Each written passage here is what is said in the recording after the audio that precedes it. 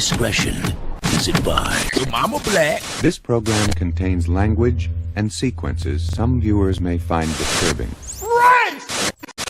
Masked man walks in with a gun, points the weapon at the store clerk, demanding money. In the video you see while the gunman was preoccupied with the clerk at the cash register, the clerk's brother sneaks up from behind and grabs the gunman. All three start fighting for the weapon. The two store employees overpower the would-be robber, disarming him, accompanied by a pretty royal beatdown. Here you see a customer walk in, shocked by what's happening, and immediately walks back out while calling 911 on his cell phone. Why is he so stupid?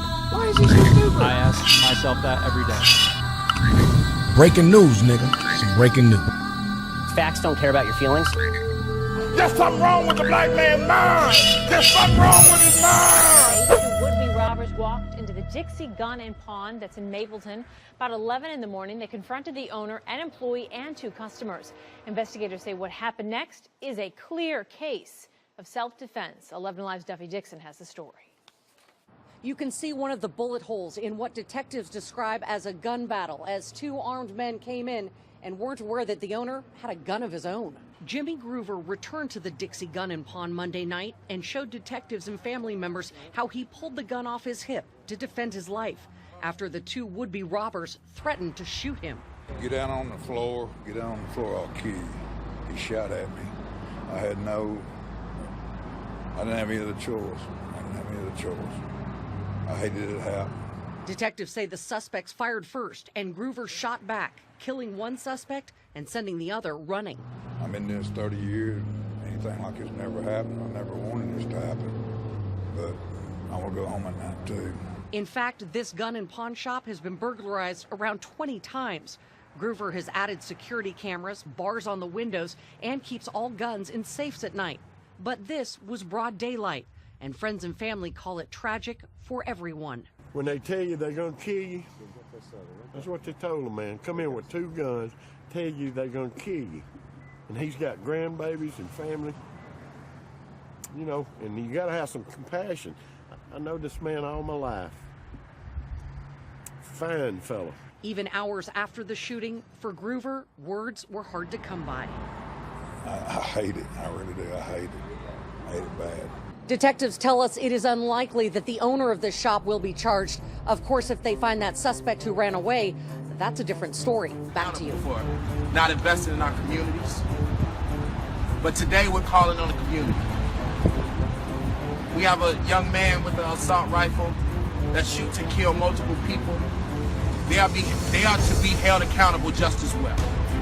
Anyone who kills is a person we don't want in a community, whether they are a community resident or a police officer. We know that poverty is the reflection of violence. Poverty is the reason we go through so many different things in our communities. I just don't believe that we hold repeat gun offenders accountable for their actions. I just don't.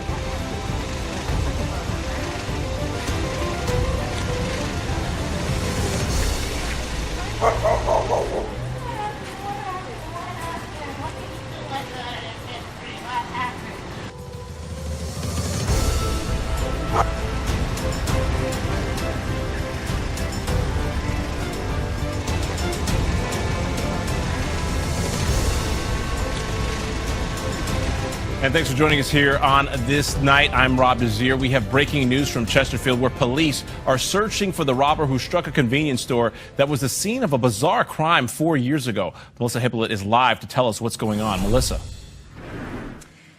Rob, Chesterfield police left the scene here about 20 minutes ago. They say around 9:18 tonight, two black men entered the Raceway convenience store behind me here along Jefferson Davis Highway and demanded cash from the clerk that was behind the counter. That clerk happened to be the owner of the Raceway, who gave them an undisclosed amount of cash, and then they were able to flee on foot. Now, police did provide a description of these two suspects. That description, both of them about 6 feet tall with a medium build. They were wearing ski masks. suspects. One had a dark hoodie with blue jeans, the other a dark jacket with blue jeans. Interesting to note, as you mentioned in your intro, Rob, this was a scene a little over 4 years ago of an abduction involving the former owner of the raceway. 2 men abducted him and his body was found across from Rockets Landing. Again, that was a little over 4 years ago. Working for you tonight, I'm Melissa Hippolyte for CBS. The surviving suspect in an armored truck ambush facing a judge. Gio Fonseca will stay behind bars at least until his next hearing the second week of January. Police say Fonseca and his brother ambushed the truck driver Tuesday outside of a TD Bank in Homestead and fired shots. His brother was killed soon after. Fonseca tried to get away but was stopped along the turnpike. He suffered a gunshot wound to his leg. The guard was also shot and is recovering. Christmas night. Now this morning, a family is grieving. 2 young brothers are dead, shot outside of a house party. Thanks for joining us in Lionel Moyes. I'm Erin Kennedy. Police say a shooter came out of an alley and opened fire on 7 people. CBS 2's Mike Puccinelli joins us now from Stroger Hospital with more. Hi, Mike. Hi, one of the 7 victims was shot in the head and pronounced dead at the scene. 3 of the other victims are currently being treated in the emergency room here at Stroger Hospital. The other victims were treated in other ERs, where a second victim later died. Police cordoned off a house at 86th and Maryland for a second time. That after the snow melted, revealing 4 bullet casings in the grass. Casings left behind during a Christmas night mass shooting that left 2 dead and 5 wounded. Some neighbors were too frightened to go on camera. All of a sudden I heard pop, pop, pop, pop, pop, pop, pop, pop. Then there was a silence for a few seconds and then pop, pop, pop, pop again. Sources say 2 brothers were killed. One died on the porch, which was littered with glass and pockmarked by bullet holes. When I first came out, I saw the bodies laying. Yeah, they was laying in the street covered up. 2 other male victims are in critical condition. One, according to sources, is brain dead. A female and 2 other men are also being treated in the hospital. And people was crying and running, and you know, it was just a hysterical scene. Police say the shooter emerged from the alley wearing a gray hoodie. He then opened fire indiscriminately in a surprise attack. Activist Andrew Holmes was at the scene of the Christmas night shooting.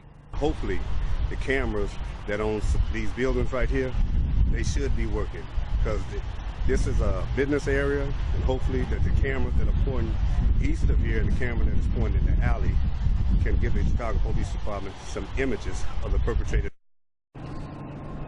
At this point, it is still unclear as to whether the crime was caught on the surveillance video. Now, police say the shooter is still on the loose at this hour. They also say 2 of the survivors are documented gang members. Breaking news this morning in Atlanta. Police tell us a rapper, Young Mozzie, was shot while inside of a Waffle House overnight. Our Naima Abdullahi is at the APD headquarters. Naima, can you tell us if anyone else was injured? Right now, no one else was injured, according to Atlanta police. We're told the local rapper, Young Mozzie, was shot at least 1 time in the chest and was stable enough to talk to police. Here's what happened, according to employees inside the Buckhead Waffle House on Piedmont Road. The shooter was already inside the late-night restaurant with friends when Young Mozzie walked in. The victim, Young Mozzie, came in with his friends and was about to order. Moments later, he was shot. Witnesses say after the rapper was shot, he got a ride from his friends, possibly headed to a hospital. The rapper told police he's been shot before at least 10 different times. Right now, we don't know who the shooter was or any other information, but investigators are looking into the shooting to find out.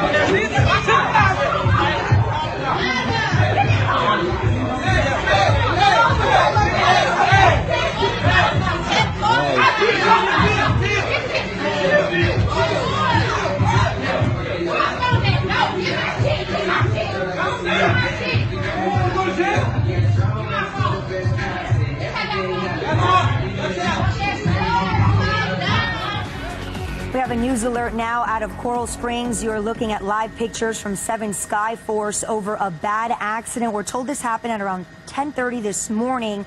That's when Coral Springs police and fire units responded to the scene here. This is at the 104th block of West Sample Road. Again, in Coral Springs, you can see 2 cars involved. Police tell us that they spotted a car with a stolen tag. They tried to stop that driver, but instead that driver took off, crashing into that Mercedes right there.